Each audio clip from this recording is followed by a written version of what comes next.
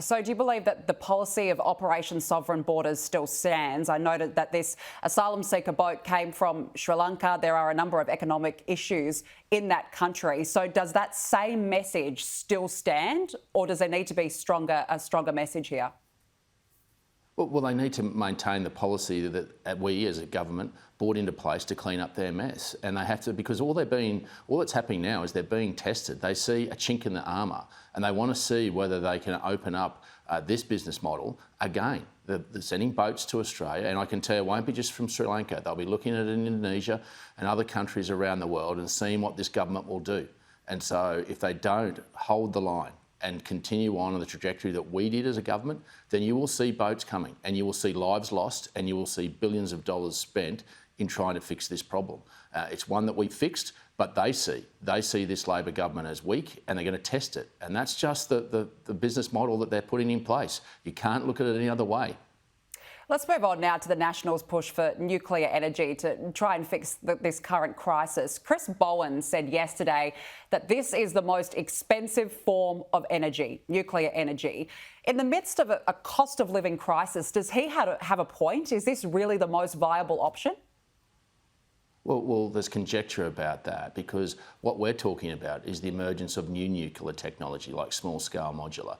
And even as it's being developed in Northern America as we speak now, there's conjecture about those costs and what that may be. But we're not throwing this down people's throats. We're saying let's have a mature conversation, not like Mr Bowen screaming and pointing at everybody. He just needs to calm down. He has to work through this methodically, as we did as a government, and we put all the options on the table. And what we're saying, and the Nationals, I get that our coalition partners, the Liberals, aren't as advanced in acceptance of nuclear, nor is the Labor Party.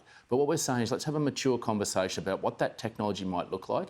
And if it is cheap and it gets affordable in the emergence of this technology, particularly what's happening in Northern America, then why wouldn't we adopt it? And so this isn't going to be short term. This is long term. This is about having a mature conversation. I thought the Prime Minister wanted to bring a new political construct. All we've got is Mr Bowen yelling and screaming. They're very keen to look at hydrogen as a long-term model for baseload, because this is about baseload reliability. They're looking at hydrogen. Why wouldn't you actually run the ruler over nuclear with what's happening with the emergence of new technology? If it's just as cheap or cheaper, then we should be mature enough to have that conversation. And that's all we're saying as Nationals, is we're prepared to have that conversation. We're prepared to accept nuclear energy if it's affordable and baseload power gives that reliability through this and reducing emissions. Why wouldn't we? But we shouldn't just yell and scream at one another. Yes, at the moment it's expensive, but so too would be hydrogen if you wanted to get it started today. So let's just be mature about this and cool your jets, Chris, and just act a little bit more maturely and constructively about what are the options